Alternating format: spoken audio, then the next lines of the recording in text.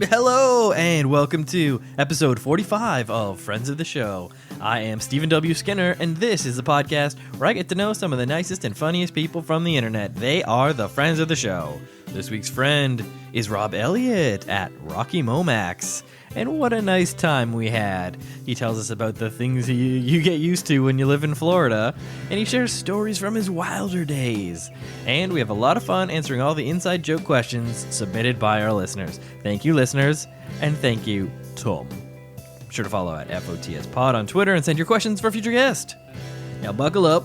It's Friends of the Show, episode 45 with Rocky Momax. Right now.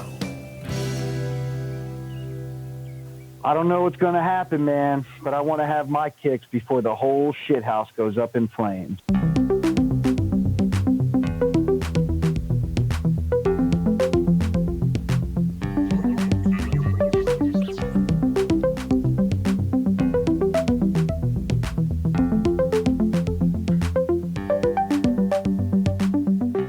Jim Morrison. And I think he did have his kicks. I think he did. I think he did. All right. Well, welcome to the podcast, Rob. Thank you for having me, buddy. All right. So for the listeners, Rob is a fun and wild Twitter jokester who enjoys saving lives in his non-tweeting time. He's a Florida surfing party dude, and he has some, let's say, interesting stories, which we'll get into. And he's also very nice. You can check out his fun jokes on Twitter at Rocky Momax, and I'm very happy to have him on the show this week. So welcome, Rob Elliott. Thank you, buddy. All right. So tell us about yourself. Let's get to know you. Where are you from? Where did you grow up? I think I mentioned Florida in there. Is that correct? Yes, sir. Born and raised in Hollywood, Florida, right down between Fort Lauderdale and Miami. One of the most popular Hollywoods, but not the most popular? Yeah, we were named after Hollywood, California, I guess. I know there's a lot of Hollywoods. There's like Hollywood, North Carolina. Have you ever seen Tenacious D in The Pick of Destiny? Yeah. Yeah, when he goes to Hollywood, and one of the first songs there, the airplane flies on the map to like all the different Hollywoods. Oh, that's a great gag. It really bothered me that it went to like North Florida and not down here like the little star for Hollywood, Florida. Oh, they got it wrong. Yeah, their geography sucked on that one. You're Neil deGrasse Tysoning the Tenacious D movie. Yeah, man. I'm gonna have to call Jack Black.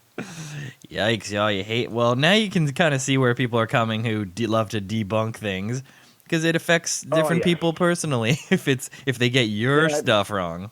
Oh, I'll fight to the death if I think I'm right about something. Even if I'm dead wrong, I'll keep going. I have one of those personalities, I guess. But it is in the southern end of Florida, and so not the panhandle part, right? Yeah, we're like 2 hours from Key West. Okay. So we're way down, like I said, like about 10 miles from Miami and a few miles from Fort Lauderdale. Right, so in the heart of the sweet action, but not near the Orlando party time, right? Not near the tourist town. Yeah, Orlando's like 3.5 hours. And right into the middle, kind of, right? Orlando's, it's like the north center of the state. So, it's right in the middle. I'm right on the ocean. On the ocean, and that's part of your day-to-day, right? You're hanging out at the beach a lot? Yeah, man. I'm there every day, 5 days a week. This week, I haven't had a day off in about 12 days now. I've been nonstop working for people and getting to go surfing. I had a bunch of people work for me because we had a big swell come down from that nor'easter. Mm-hmm. And it pushed down some really good surf here for 4 days. So I took all 4 of those days off so I could surf. Nice. Surf 2-3 times a day every day. Yeah. Prioritizing the surf, so you got some gnarly. We don't get super awesome waves here very often. You got some tasty waves, so you had to go. Tasty waves, baby. Check them out. So yeah, you're pretty. Start channeling the. Yeah, you're like a Southern California surf dude, but Florida style. Well, I lived in Southern California too for 2 years. So you got a taste, and then you brought it back to Florida. I left from Florida specifically to go there and to lifeguard and to surf. That's why I went, and ended up having to come back. A bunch of bad stuff happened out there with our landlords and everything else. We got such a sweet deal, and then all of a sudden it was no more, so we came back. Oh, it was too good to be true. Yeah, really, man. I'd go back in a heartbeat if my parents wouldn't disown me for taking away their grandkid. Oh, right, yeah. Once you get the family going, yeah, you have more attachments keeping you tethered. Absolutely, man. They would kill me. They would not talk to me anymore. And I guess your child not quite of surfing age yet.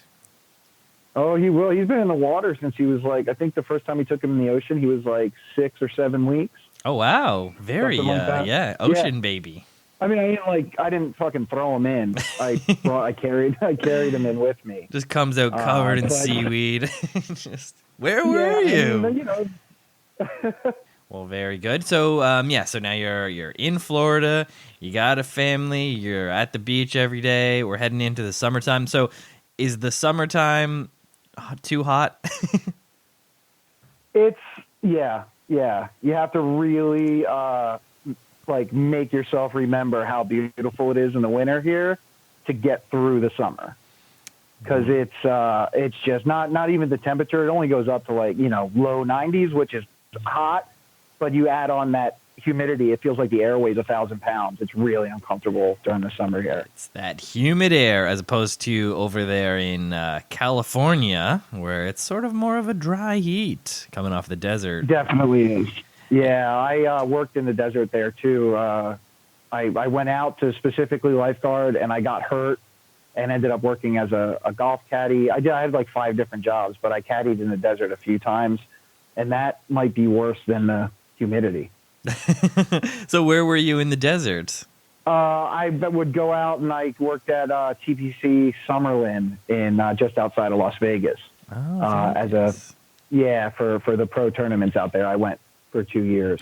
So were you? I worked 2 separate years. That's cool. So you were caddying for anybody good, or just like rich people in the pro-am? It was rich people in the pro-ams, but we got to walk with the pros, which was pretty cool. That is very cool, and you get to wear those big. Were you wearing the caddy gear, like a big white suit or whatever? Yeah, the bib. No, the whites. Those are only for the Masters. For the Masters, yeah, exactly. But I still wore the green bib and walked around and helped people read putts and carried their clubs. Oh, that's good. Do you ever make a great call and someone's like, "Man, thanks"? Yeah, I got to know Torrey Pines really well in La Jolla, California. I did all over. Wherever they wanted to send me, I would go in that area within reasonable distance. I went to Vegas because it just seemed awesome, so we went and got to spend a couple days in Vegas, so that was cool. Yeah, Vegas is pretty cool, but in short bursts. You kind of don't want to stay there too long. Yeah, I couldn't do 2 days, 2 days tops. That's all Vegas is. 2 days.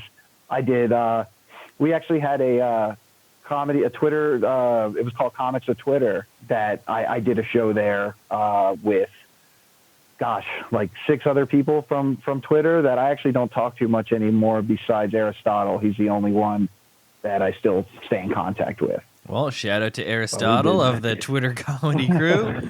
He's at Stotle, Stotle. Check him out, everybody. Yeah, very funny guy. He has a couple characters that are fantastic on Instagram, too. Oh, love those Instagram characters. I just realized that this is sort of a thing that happens now. But now I know that there's a couple people who do, like, Instagram characters. He does Blake Vapes. That is now, I think, called Blake Weber. But he's got, probably close to, like, 500,000 followers now. It's just this ridiculous jerk of a person that talks like that Spicoli kind of idiot surfer, but vapes kind of thing. So, he's very funny, though. Funny guy. Yeah, surfer dudes have sort of morphed into vape dudes as like the trope to make fun of. Yeah, I think that's like just low-hanging fruit. It's pretty easy. So I guess that is a good background, and it tells us a little bit about yourself, stuff we need to know. So now you have provided 3 stories here. So I think we can do little mini bite-sized stories of all these. So the first story is throwing knives at a wall. That was one night I was in Fort Lauderdale after a comedy show. We were all out drinking and stuff. And this guy's in the bar, And I don't know how the conversation even started, but eventually he just said, "Hey, do you want to come to my house and throw knives at a wall?" And the classic how, yeah. Person says no? Like, who says no to that? Of course you're going to say, yeah, let's go throw some knives at a fucking wall. Of course. How could you not want to throw knives at a wall? Yeah, if you haven't done it before, yeah, I'm sure you'd be interested. Yeah, I mean, I like knives. I like, not like knives. Like, I don't want, I like walls, knives, yeah. I could just throw one. Yeah, love walls. So it worked out really good. But, yeah, everybody was like, dude, what are you doing? It's just like some random guy that's like twice your age asking you to come throw knives at his wall. Like, he's probably going to murder you. And I weighed the options, and I was like, I'll take throwing knives at a wall. If there's a small chance of getting murdered, then it still sounds too fun. He also had ninja stars and swords. Oh, yeah. He had the blade. And he had everything. I have a photo that I'll send you, and you can attach it to the episode of me standing there with knives all on the walls behind me and 2 samurai swords crossed over in front of my face. And I just looked like so happy. So happy. So it was worth it. We went, and I spent probably 2 hours at this guy's house, literally throwing knives at a wall. I was high. I used to do a lot of drugs, and that was probably one of the reasons I went back. But it totally ended up being a good night, even though I was still on drugs at the time. Definitely a memorable evening. One of those classic Florida nights. It really, like, you can always, like, especially in like downtown Fort Lauderdale or Miami, you can go find people that you're just like, dude, you don't meet people like this everywhere in our country, in Canada, anywhere. You just meet some weird people in South Florida. That is true. It has a bit of a reputation. Have you ever seen that account, Florida Man? I'm sure you have. What's that? You broke up for a second. Oh, the Twitter account, Florida Man, right? It sort of highlights a lot of the crazy stuff that happens down there. Yeah, it's just, like I said, we get everybody from all over the country, all from other countries. So there's such like a diverse thing here that I've gotten to go to Santeria ceremonies where they sacrificed a chicken. Okay. And yeah, like, it's just, that's the kind of vibe you get down here. There's another night where I was out and I was all fucked up, and they're like, yo, you want to see somebody sacrifice a chicken? And I was like, all right, sure, why not? Why not? Yeah, we're here. Yeah, we have like hardcore Indian reservations too, and American, Native American reservations. I shouldn't say Indian, but I got to do a peyote ceremony. That was pretty neat. Okay. It was just another one of those things. Like, dude, do you want to go do it? And I was like, yeah. I don't say no to too much usually. Yeah, well, I mean, sounds like it, especially in those days. So, what was the peyote ceremony like? Did you see a spirit animal and all that? No, I mean, I remember it being really intense, like a different kind of trip than LSD or than mushrooms. It was just a really heavy experience, a lot of heavy breathing, sweating, and kind of just getting lost into not so much a hallucination as like a kind of euphoria, I guess. And being fanned with smoke and everything else, it was more of such a almost religious kind of experience for me. And I'm not a religious person, but I remember kind of being like, okay, I get why people would do this, why they would cleanse their bodies, souls, everything else with something like a peyote ceremony. Wow, that's sort of stuff is always really interesting to me, because it's sort of like the original. These people have been doing it for so long, like hundreds of years, and sort of just like show up and like, oh, I'll have some. Pass that yote. Yeah, man, pass that yote. That was a crazy night, but that's the same thing with the throwing knives. Everybody's like, you're going to get murdered, and I ended up having a pretty awesome night. And I never talked to the guy again. I never saw him again. And he was the owner of one of the bars there that I used to frequent all the time. And maybe somebody went back to his house and murdered him. I don't know. Yikes. Wouldn't be too hard with all those swords lying around. Yeah, man. South Florida, too. It's another one that you wouldn't be like, oh, no way. You'd be like, okay, I can see it. Yikes. All right, well, very cool. And I bet your knife throwing skills like improved. You got that 2 hours in. You're only what, 9,998 hours to go before you're like super expert. I went from like a number 2 knife thrower to like an 8 out of 10. I did pretty good. Nice. Throwing knives and getting them stuck in the wall properly. It is very fun. I've done axe throwing, so it's sort of similar, and yeah, it's a lot of fun. That must have been awesome. Yeah, it's awesome. It's like a big thing around here. There's a lot of like axe throwing places, and yeah, so you should definitely check it out if you ever come up to GTA Toronto. We have a lot of axe throwing places, and they're all very fun. If you could see my face right now, it's just wonderment that you can go to an axe throwing place. Yep. Actually, my dad works at an axe throwing place, so shout out. Hell yeah, go ahead, Pop. All right, so let's get into the next mini story. It is getting arrested, which always is interesting. Yeah, I've only been arrested once. I don't know. I had my mugshot as my avatar for a little while. I don't know if you ever saw that. I did a poll about if I should keep it. Yeah, somebody dug that mugshot out for me. I have a friend that's a lawyer, and she went in the database and found it. But, basically I was out all night and at a casino here that was on one of the reservations. And I was getting ready to leave. I was getting in a cab. I didn't drive there, but I was getting in a cab. And my roommate pulled up. He's like, what are you doing? Get in a cab. And I was like, well, fuck. I was like, I didn't think, like, he's like, get in the car. I didn't think, like, oh, he's been drinking with me all night. So I hopped right in. And I think we made it, like, maybe a quarter mile, and we hit a curb and spun out across the road. This is at like 3:30 in the morning. And, so we got out and we were like, fuck, dude, like, what do we do? I wasn't driving, so I didn't do anything. Like, it was dumb for me to get in the car, but I didn't do anything wrong. So I was like, let's just get out. We'll walk across the street. We'll call somebody and we'll go home. And we made it across the street. And the minute we got across the street, we saw a cop car pull up to the car. I was like, fuck, dude. Like, and then she saw us, drove around the corner, and my idiot friend takes off running. He was the one that was driving the car. Whoops. Takes off running. And I was just sitting on the edge of like a parking spot, and I stood up, and when the cop brought him back, I was like, ma'am, I just want to let you know you're here. I'm here. And she turned around, pulled a gun, screamed and yelled at me to get on the ground. I got on the ground. After all these things, the other cops show up. Like, I look like I do drugs, so they assumed I was on drugs. I was drunk. I didn't have any drugs, but I had a lot of money with me because that night I paid for the tab and everybody paid me money. This was pre-Venmo, any kind of, you could send money. Like, I don't think smartphones were even about yet. I want to say this was like 2005, somewhere around there, 2006. So I don't even think early days of cell phone technology. Yeah. I think I had like the Razor or something like that. Oh yeah. You had that T9 when you're texting, B, C. Yeah. And I remember them asking me where the dope was. They're like, where's the dope at? I was like, there's no dope. I was like, I don't know. They're like, why do you got all this money? I was like, everybody pay. I was like, look, there's a big ass receipt wrapped around that money.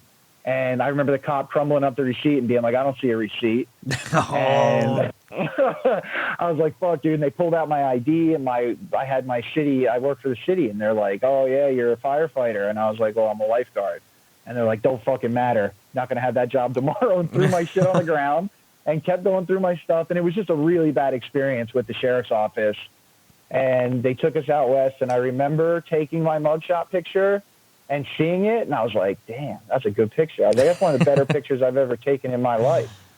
And I still have it now. And I'm proud of that picture. I love that picture. Just the next 7 or 8 hours in the small cell was rough. Like, I have my sock tied around my head to like keep the bright light out.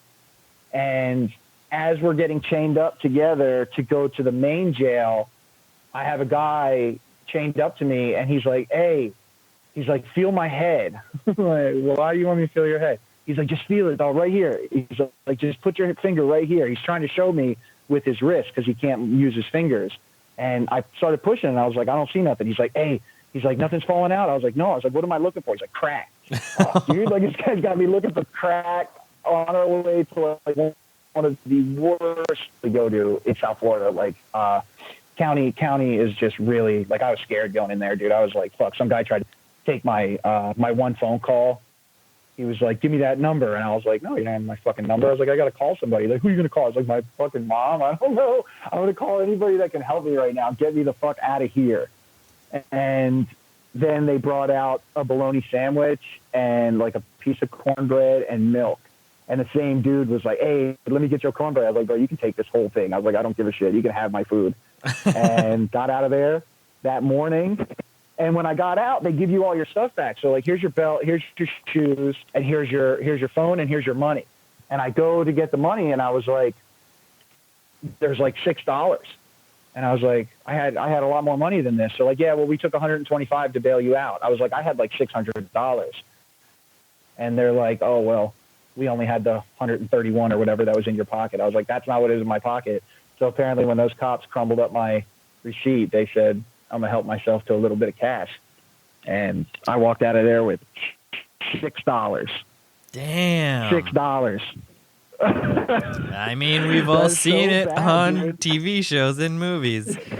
It happens. Yeah. We've all seen The Wire. Yeah, it happens. And then, is that what they do on The Wire? I've never seen The Wire. I've never seen House of Cards. I've never seen Harry Potter, Lord of the Rings. I asked Tom specifically today because HBO has all 8 Harry Potter movies. I was like, should I do it? And he's like, yeah, do it and then write a review about it. And I was like, I'm pretty sure I could review it right now. I just wrote Wizards. And he's like, that's pretty Well, you're not wrong. I was like, all right, save me like 17 or 18 hours of viewing. I'm good. I don't think I could handle it. It's too daunting to do 8 fucking movies. I don't think I could do it. Don't think about it as doing the 8 movies, just one at a time, one step at a time. Join the wizarding world, Rob. I'll do it. I'll watch it if I can get him to watch Rocky, if he'll watch the Rocky movies. Oh, okay. Good challenge. So put that up to Tom now. Tom. If he watches Rocky, I'll watch Harry Potter. You've got to watch Rocky, mate. He was in Philadelphia and didn't know about Rocky running up the stairs. We didn't do the stairs? We all hung out in Philadelphia. No, they went. I got there the next day, but him and Will and Corey, Will's wife, went. I'm not sure if Sky was there yet, but eventually all of us got to hang out, which was pretty cool. Very and cool. Nobody went to jail. That is always a bonus. All right. Well, great story. All right. So let's keep this podcast train rolling. Let's get into talking Twitter. So it says here, you've been on Twitter since August 2015. Well, this specific account. Is that true? And what were you doing at the beginning in August 2015? My God, it's been almost 3 years. That's what it says. What the fuck am I doing with my life? 3 years. I started this account to be completely anonymous at the beginning. And then what happened? I had an old account. That's how I got through that comment. A lot of drugs. I was real problem with pretty much like any kind of amphetamine I could get my hands on, whether it was Adderall, Ritalin, or Coke or whatever. Coke at the time wasn't a thing. That was a little earlier on, but that Adderall really fucked my whole day up. Like for 2 years, I was going like 3 times over my prescription, and I was going to just to be able to keep up doing comedy. So after all that and all those years, I looked at these jokes and I looked at these videos of myself, and I was like that's not me, you know. And those videos, those aren't jokes I would tell now. Those aren't things I would write now. So I was just like, scrap it. It had like 15,000 followers too, and I just threw it away and started a new one. Wow. Yeah, I was like, and it was really they were like just not good jokes. Like none of it. There was a bunch of stuff I found, and I was like, I can't believe I put this out there. And then once I came over to this side, I started figuring out kind of getting my kind of style sober, which was cool. Yeah. Being sure of what I put out and not having to go back and look at it and go, oh shit, you fucked this one up. Yeah. When I look back at all my early stuff, it's just like, oh man, I used like a hashtag as a punchline. What was I thinking? But we're all embarrassed of the early stuff. Yeah. Even my ones on here, this account that just like said got kicked out of what was it? It said like got kicked out of Home Depot for too much karate or something. It was really bad. Whatever it was bad. Yeah. And you try like those new things to where like, oh, maybe I can get really weird with it, or maybe I should just kind of stay in my in my thing and use my own self, my own name.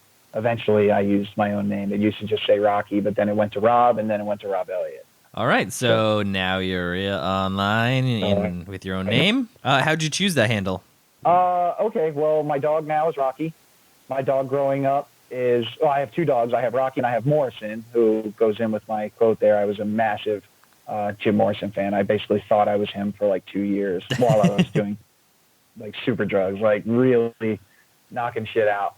So Rocky is my dog now, who's like teen, called Mo. And then my dog as a kid was Max, Rocky Mo Max.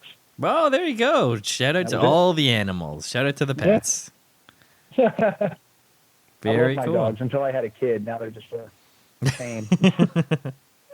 Okay, so this next talking Twitter question. What was your first or most memorable interaction on Twitter? I remember I had like maybe like 500-600 followers, and actually and asked me if I was to hang out with their buddy. And that was like, okay, I like these people along with Tom, even though everybody thinks we're so mean to each other.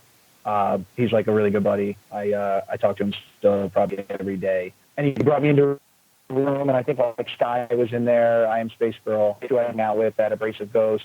Will, before he took his thing, I think he was in there. Will also reached out to me. It was really, really nice when I first started. Both of them had been on just slightly longer than I had. And they came out and, helped me out like right away, and they were all really cool. So I remember that specifically, that interaction being like, okay, I'm going to stick around and keep writing these jokes with people that have the same sense of humor. Nice. That's great. Yeah, shout out to all those people. What a great group. Yeah, so glad that they brought you under their wings into the behind the scenes world of Twitter. Turned me to the dark side, yeah. Yeah, to the dark side. How about any weird things? What is the weirdest thing that's happened? Oh, man. Yeah, I'm pretty tame. Like, generally, I'm pretty tame. So I think the weirdest thing was, like, quickly booking a ticket to go fly to Philadelphia for, like, 31 hours. And I guess that's probably not very... I haven't had, like, anybody, like, send me a dick pic or anything, so that's not super... there's nothing, like, super weird, I don't think. No. Pretty normal. Like, yeah, that's good. Yeah, I'm pretty relaxed, like, through Twitter, but I think that was probably the weirdest thing, because that was a little outside of my personality to, like, just book a ticket, because Tom was flying from England, and I was like, fuck, I might never get to meet my buddy here, so I'm going to do it. My wife was like, fuck you, you're not going to go fly to Philadelphia.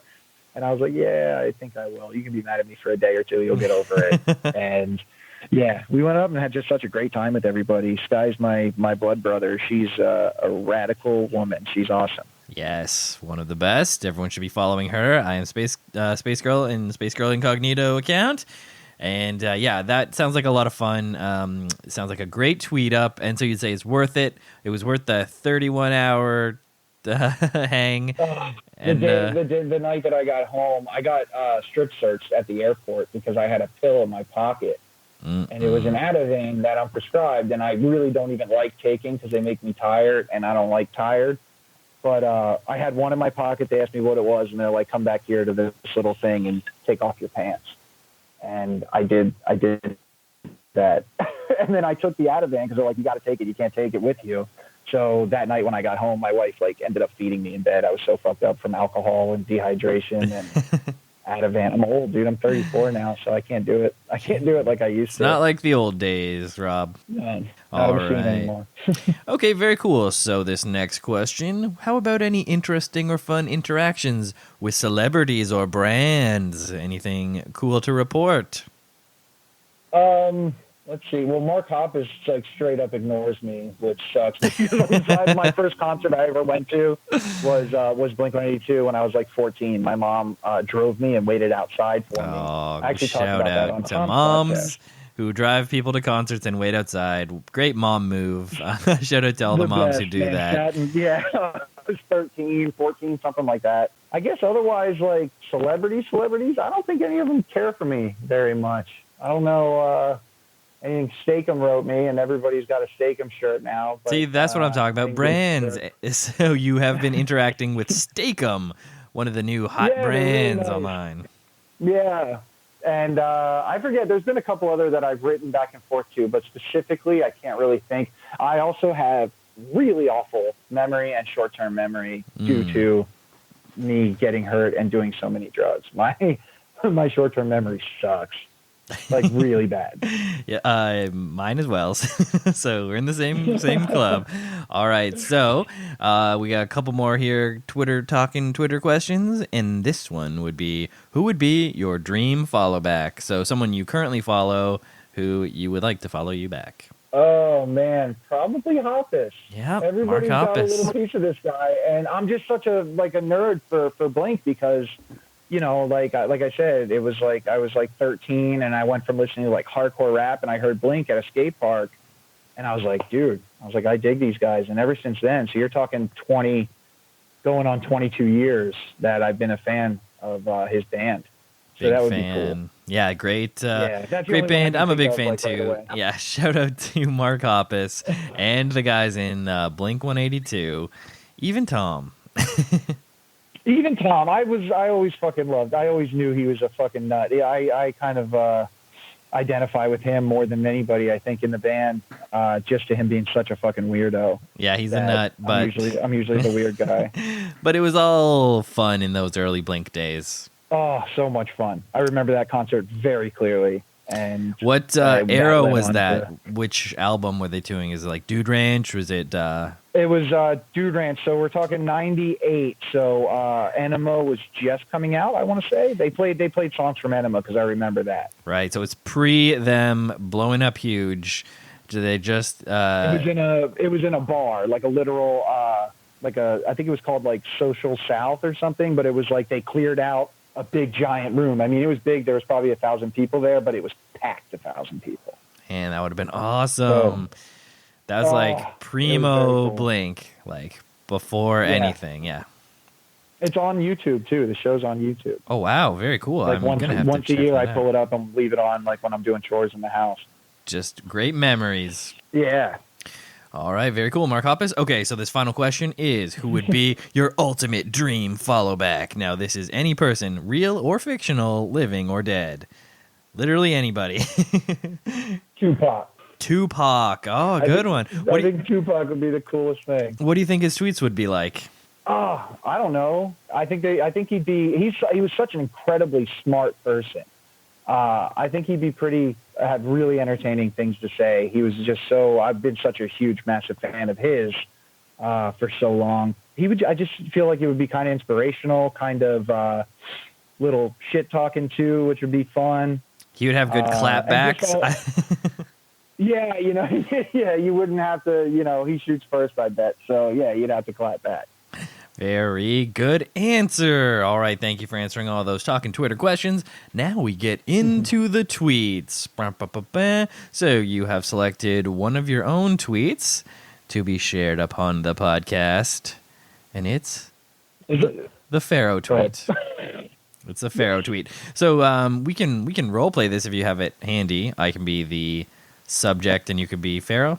Let's go for it. Okay, so you will be the PHARAOH, and I will be the lowly subject. We shall build religious monuments. They will baffle future science. Should we leave them a note to explain how we did it? Yes, take this down. Okay. Cat, dog, snake, bird, cat, man with the head of a cat, dog, cat, bird. Hieroglyphics, and that's how they would say it. And we got so many people that sent me emojis, and one guy got it exactly. You nailed the He got emoji it sequence. exactly. Nailed every one. Well, very cool. Yeah, that's a great one. So how'd you think of that? Are you big into Egyptology? Yeah, I have like a minor obsession with ancient Egypt. It's one of those things like I came across and I just was completely mind blown on like how they did everything that they did and their whole culture. Learning everything in the mathematics and it just blows my mind that they could do all that and they didn't have the fucking wheel. Yeah, that's pretty good. Yeah, that's so insane to me that they could accomplish things like that. So I was like, why not make fun of it a little bit? Yeah. I mean, great agriculture alone. I mean, just that stuff is all good. Yeah. And then to not have a wheelbarrow for that agriculture, like that's insane. It's insane. It's hard for our modern minds to sort of wrap our brains around how that would work. But yeah. Yeah, seriously. Very cool. All right, so now my selection from the Rob Elliott collection at Rocky Momax is this. Invited to a wedding. Okay, 6 months to lose 30 pounds. 2 months later. 4 months to lose 35 pounds. 4 months later. I have 8 hours to lose 40 pounds. Because that's what it's really like. Yeah, man. I was actually going to a wedding like that day or something, and I was like, damn it. This is like I told myself I was going to get in good shape for this, because 2 years with a kid now, like I don't get as much time to do the shit I used to do. Like even when I was like hard off on drugs, I was training my ass off all the time. And like I've just slowly gotten fatter these last 2 years. So I remember thinking to myself, I was like, I'll just make a quick joke about this while I didn't know it would even do well. I wasn't sure if people would be like, oh, sure, buddy. You know, you never know. I have no idea. You never know what's funny anymore. You never know. Idea. But I do, I can see how people would relate to this because, wedding season comes along and then all of a sudden you're trying to squeeze into your old suit and it's tight. I'm gonna be really honest with you, Steven. I don't own a suit. Oh my! What are you, shorts and a Bahama shirt guy, or at the wedding, or what? No. I wore dress pants, and I borrowed a pair of shoes from my brother, and I had one dress shirt, but I do not have a suit jacket in my closet. I don't own a real suit. I was never fitted for a suit. Like I own one pair of Nikes and one pair of Vans, and a couple pairs of sandals, but mainly I'm barefoot most of my day. Wow, keeping it simple. Yeah. Yeah, dude, I'm a beach guy, man. I have more baggies and board shorts than you could ever imagine, but no shoes. You got to get some, Rob. It's an important part of life. All right, so thank you very much, and everyone should be checking out at Rocky Momax on Twitter for great tweets just like that. Now we get into the tweets from others, and you got a couple great ones picked. We should mention that you did pick one from our good pal Tom at Trojan Sauce, but unfortunately it had already been selected for the podcast multiple times. So check it out from previous episodes. It's He Hates the Lake.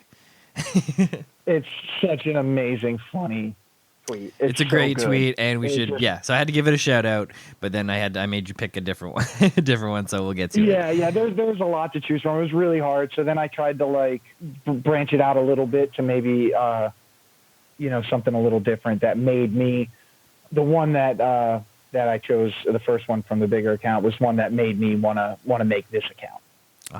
Yes, inspirational.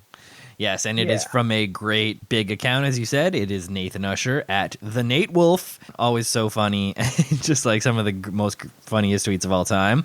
And this one is great as well. So the tweet is this.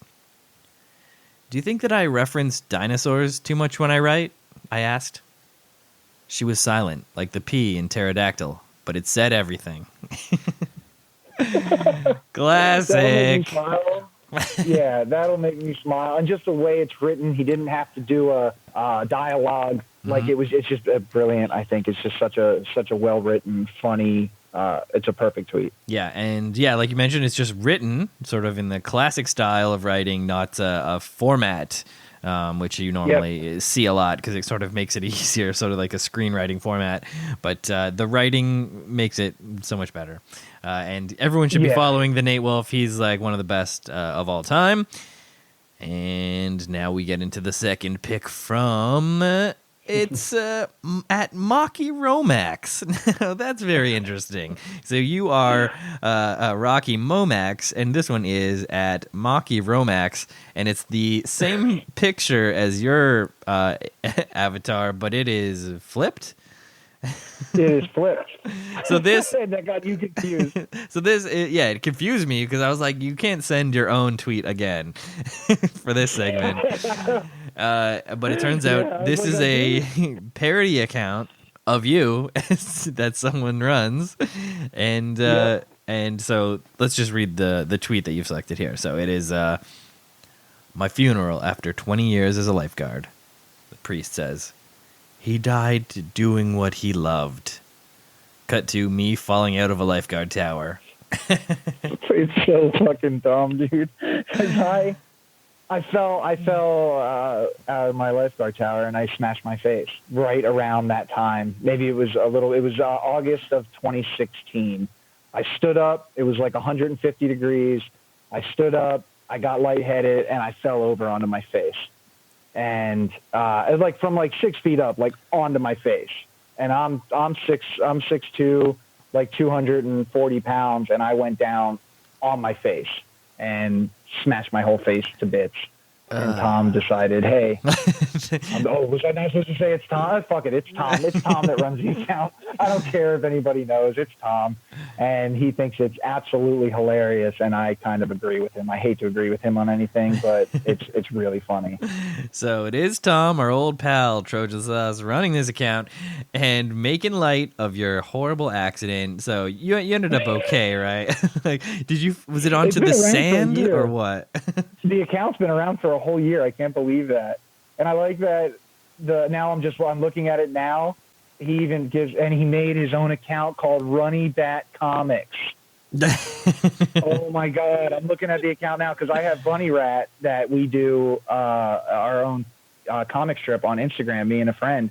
And he made Runny Bat Comics instead of Bunny Rat. That little trickster. He's going deep. Yeah. He's going all the way. And he has it set that I live in Hollywood Beach, Florida, instead of Hollywood Beach. Oh, my. It's the little touches that makes it so good. Yeah. All right. Yeah, it is. Well, we should mention, if you want to hear more Tom and Rob chit-chat, you can check out Tom's podcast, Interested in Music. Episodes available now on Apple Podcasts. So, thank you very much. And now we get into everyone's favorite segment of the show, questions from Twitter. And the first question comes to us from Michael, friend of the show at home_halfway. And Michael asks, "Hi Rob, longtime critic here. Question for you. Have you ever had sex? Thanks." With your mom. Oh. I have a son, so yes, I have had sex. That's your a few times. Like, I have a son, so I mean, he looks just like me, and he has my name, so I hope he's mine. But yeah, I mean, I have. I'm not going to get too braggy about it, but a few times. Just a little braggy. Yeah, a little braggy. Definitely a few. All right. Well, we're all proud of you, so thank you very much, and thank you for the question. Thank you. Question, Michael. The next question comes to us from friend of the show, Todd Williams at the Todd Williams. And Todd asks, "I'm a terrible swimmer. Would you rescue me if I was drowning? Describe this event. Besides that one, what is your most memorable rescue? Is it possible that I was your lifeguard the whole time?" I'm going to start backwards with Todd being my lifeguard the whole time. Yeah. He might possibly be, because he's like as old as my grandfather. So he could have been saving lives well before I was born. And when I was a baby, he could have easily saved mine. Been saving lives for hundreds of years. Yeah. Hundreds and hundreds of years, Todd. And what were the other ones now? So what is your most memorable rescue? And then you have to describe how you would rescue Todd if he was drowning. Todd, I would just let him die. Doesn't that go against your lifeguard code?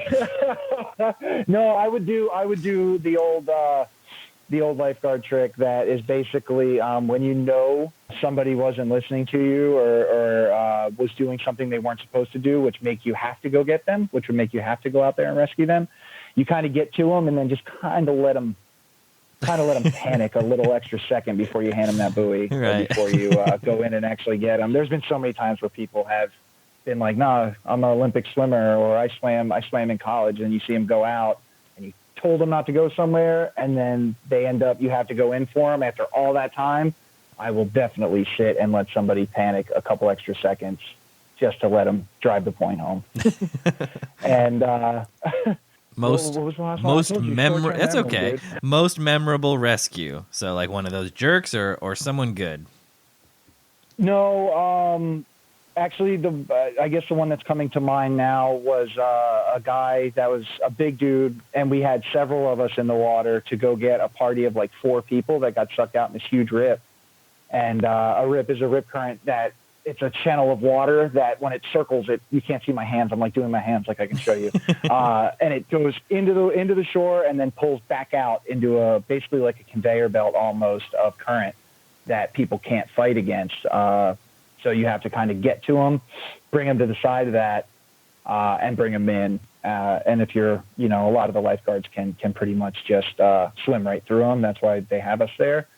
But that one specifically, because there was a point where the city was trying to take our jobs, they wanted to shut down the lifeguards to save money. And that was right at the heart, right before we were going to go in and file our petitions and things like that. And we got these people, and everybody had it on camera and sent it into the news stations and had us pulling people out of the water that would have died. They 100% would have died. The guy that I got was barely breathing when I got to him, and we got him up on shore, got the water out of him, and he was fine. Everybody lived. It was all good. But that one specifically, I remember carrying him up on my shoulders, and he was a big boy about my size, and pulling somebody like that and walking him up a berm on the beach is not easy.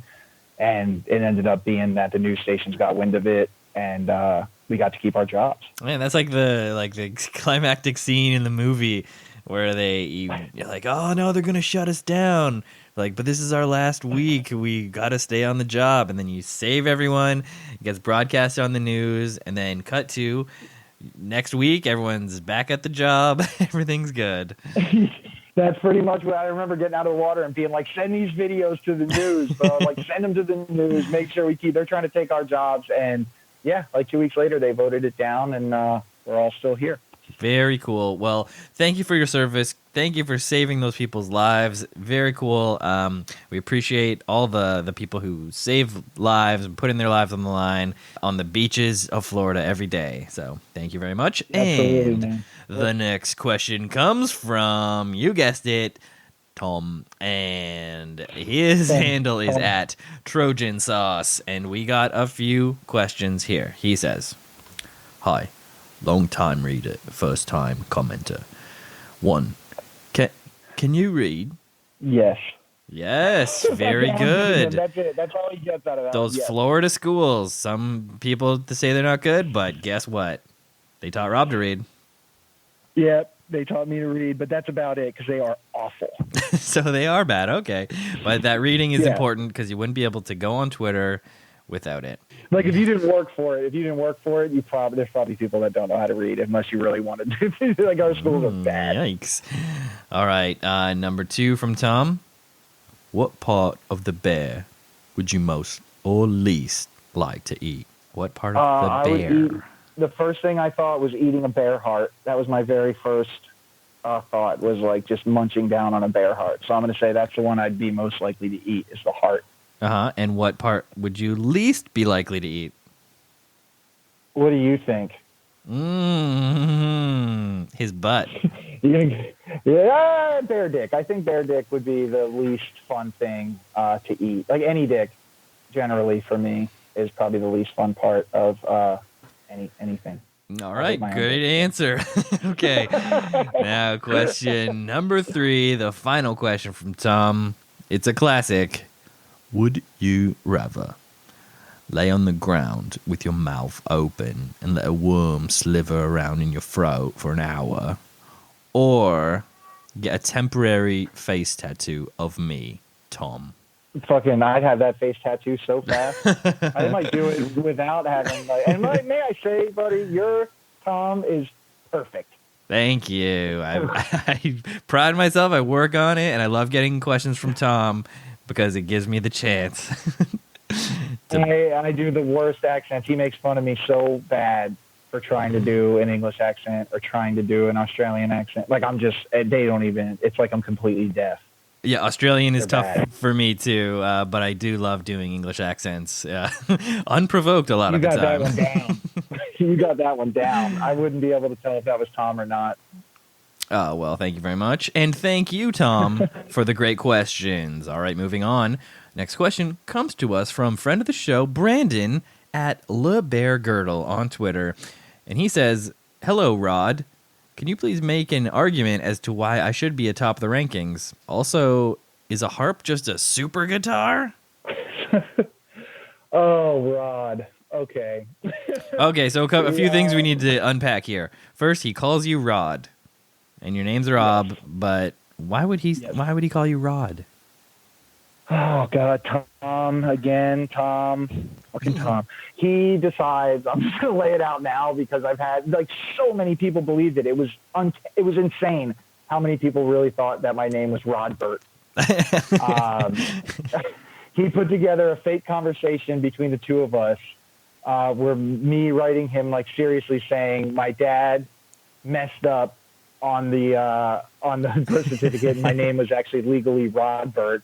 And that I was upset because my marriage wasn't even legal anymore. It's so good, man. I thought of 7,000 different ways to try to get him back, and I don't think I could ever match that. It was so good. It was perfect. Just like the phrasing, he nailed your voice. Like the screenshot looked so real. Right. Like really seemed mad that your marriage was like not valid. Yeah, and like people really believed it. Like Will believed it. Like so many people were like, "Oh my God, I'm so upset that it's not real." Like I was like, "Yeah, like no, who's named fucking Robert? Even if he misspelled, who misspells Robert for one? My dad's a college educated man. I mean, he could have been drunk, I guess, so it's not that far off. But man, Rodbert was so fucking perfect that I hate him a little bit for it because it was so good, but I also have to love him because it was so good. So good. But so yeah, setting the record straight, legally. your name is actually Robert, not Rodbert, but kudos to Tom for that epic prank and troll. Just really good stuff. Dumb shit. So Brandon is asking why he should be atop the rankings. Yeah, the rankings are from a room that we're in together with he's Brandon spelled wrong because he spells Brandon wrong for some reason. And then there's Brandon the cow, Bramper Sandin, that decides he's going to make rankings for this room. Every day he updates the rankings. There's about 12 of us. And I don't think Brandon should ever be atop the rankings because he spells his fucking name wrong. Not his fault, but a good reason nonetheless. He comes from a family that spells names wrong, so maybe he shouldn't be up there. They spell them interestingly. The only reason he would be up there is because of the teeth tweet, because I think it's one of the best ones ever, and it was in my list for ones to read. But that would be the only reason that it would get him up top. Otherwise, he's got nothing else going for him. Well, the teeth tweet we should mention is great, and it was read on the podcast. So it's an Easter egg. You got to go find what episode. And so so his follow-up question is: a harp just a super guitar?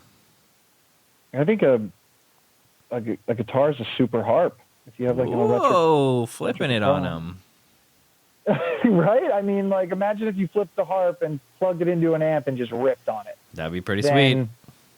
That's how you got the electric guitar, basically. I mean, I don't think that's a good. No, that's not good. How the fuck? What does a harp have to do with a guitar anyway, Brandon? Great question Nothing. for Brandon. They're string instruments. They're string instruments, but that's about the only thing they have in common. I mean, Florence and the Machine, she's bringing the harp back. They got a lot of great harp. She brings the harp in? Yeah, oh yeah, they have great harp in their songs.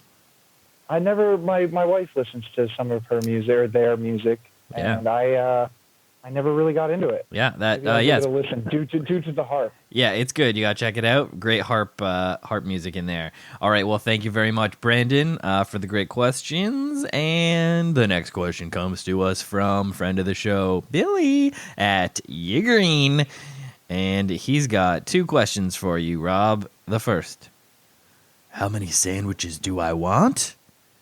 And how many should I have gotten? 2. Everybody knows that answer is 2. The answer is 2. Billy is the Pappas to my Utah. So he would tell me, Utah, get me 2 meatball sandwiches because he could eat the ass end out of a dead rhino. Okay. If you've never seen Point Break, I suggest seeing it. You gotta see it. Have you ever seen Point Break? You've never seen Point Break? I've seen it, but I was much younger, so I was probably like maybe 12, 13 or something. Gary Busey's character is Angelo Pappas. And then there's Johnny Utah, that's Keanu Reeves, and our given roles together. I am Johnny Utah, he is Angelo Pappas, and Pappas asks for 2 meatball sandwiches, so that number is 2, and Billy knows that. Oh, great reference and way to decode it. Thank you for explaining that weird question, and thank you, Billy, for sending it. Next question. He knew that was going to happen. Next question comes to us from anagram champion Thomas Brendel at the Solombard. And he says, he sends an extra anagram this time. So Robert Elliott anagrammed to Terrible Lotto. And Rodbert Elliott is anagrammed to Bordello Titter. So his question is, what is something other people might be happy to win, but you would not? Oh, my gosh. I don't know. I mean, everybody be happy to win money. I think I'm maybe like a trip, like to a foreign country. Like I have all these things. I have like really bad fear of flying and being away from home. I get really weirded out. Like we go to Puerto Rico like twice a year, and after like 4 days, I start to like freak out a little bit that I'm not like in my comfort zone. Right. So maybe like a really long trip somewhere that people would probably be so excited to spend like 30 days at like a resort, and I'd probably have a heart attack after 5. Oh, a little homesick guy. Okay. Yeah, definitely. Very cool. All right, and he has one other question. What is an amusing thing that has happened to you in an intimate setting? Jesus. In an intimate, like the first thing you think is like sex, right? But I'm going to go with a comedy show that was a very tiny comedy show, which you would call intimate, I guess. It was a lot of people all together, quiet, very cool room that everybody had just such a great set. And I bombed like so terribly. And somebody yelled something at me, and I tried to like throw something back at them. And I just kind of none of the words came out. I was like, yeah, and that was all I got out. And then I was like, I just put the mic up and walked off stage. So that was amusing. I guess that would be amusing for those in attendance. Okay. It was amusing for them. Yeah, they were like, oh, this guy, this is making me so uncomfortable. And then he just made it worse by going, guy. All right, well, thank you for the questions and anagrams, Thomas. And the next question comes to us from the aforementioned Will. I'm talking about Benjamin. I'm talking at Upside Down Trash. And he's got a very specific question, and it is, if you could do it all over again, would you get those artisanal fries? Oh, I would tell my wife, fuck you, I'm getting artisanal fries right there. That got me heated up right now. You had to swear, though. Swear at your wife. You could have just said yes. I would never swear at her in person. I believe you, Rob. She's not going to get to listen to this. It's terrifying. Yeah, I would get those artisanal fries. I'd be like, yeah, I would get those. Will gave me some of his. Like, I wanted to order like some maybe like aioli and Parmesan fries. We met up for dinner, Will and I and his wife and mine, and Cameron, my son. He was sleeping though, so they only got to see him asleep. But yeah, Will got the fries. My wife was like, nah, I want regular fries. And I was like, fuck, man, like this isn't even your meal. This is my burger and my fries. But she wanted some of my fries, so I wasn't allowed to get artisanal, and Will did, and he was the smart guy in that situation. I should have just said no. Well, you're a good husband. You're being a good husband, so, points for that, I think. But, man, the artisanal. The artisanal would have been worth the fight, I think. Or I could have just ordered my own. Yeah, order an extra shareable plate. Maybe Corey wanted some. All right. Yeah, I should have in hindsight. All right, well, thank you very much, Will. And we got to the bottom of that. Now a few more questions here. This next question comes to us from Jeff, and it at Jeff WNI, and his question is, "Who's a good dog?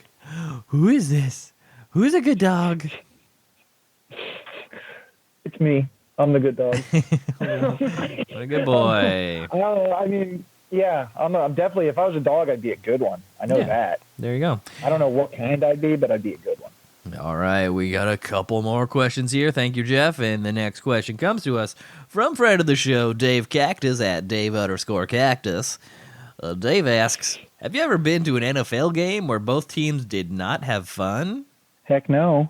Heck no. Heck no. And we should mention, yes. And everybody has a good time at one point. And Dave, he came down here, and we went to the Dolphins played the Broncos, his Denver team. He came down, and we went to a Dolphin game together. Yes, he mentioned that on his episode of the podcast. Everyone can go and listen to that if you want to get his side of the story. And he brought the sign, and he brought the sign. I think his side. Yeah, I remember. I remember the episode now. I listened to a few recently, and I think pretty much what he said worked. We had a great time. It was really fun. As much as I say mean shit to Dave, he's a great guy. Dave's great, and the sign is very funny. I just hope both teams have fun. And yes, he brought it to the football game, and it became a popular picture. So very good. Congratulations to you both on the fun, on having fun, IRL. And I think that brings us to the final question. It is from Adam at Browtweeten, and his question is, how does it feel having a birth name that makes him seem like he should be Dilbert's long-lost dad? I guess he's talking about Rod Burt. He's definitely talking about Rod Burt. God damn it, Tom. If my name was Rod Burt, I'd be very proud to be Dilbert's father. How's that? Is that good? Does that work? You did it. I'd be a proud Dilbert dad. You made it through all the questions, and thank you again to everybody who sent in a question at FOTS Pod on Twitter. And be sure to follow it and send a question for future guests and hear it read on the show. So, Rob, now we're beginning to wrap it up, wind it down. Let's discuss drug or alcohol problems. Yeah, that's what that was my thing at the end, that I had such a tough, terrible time. I spent 6 days in a coma after I crashed my car all high. And, I think I had been drinking a lot all week, and I kind of had my off day, but I kept pumping in my Adderall, and hadn't slept, spent 6 days in a coma, came back out, went straight to my pill bottle and went right back to it. Did that a few separate times, and I was really lucky to have such a supportive wife and family. And I know people don't always have that. They feel like they don't have that.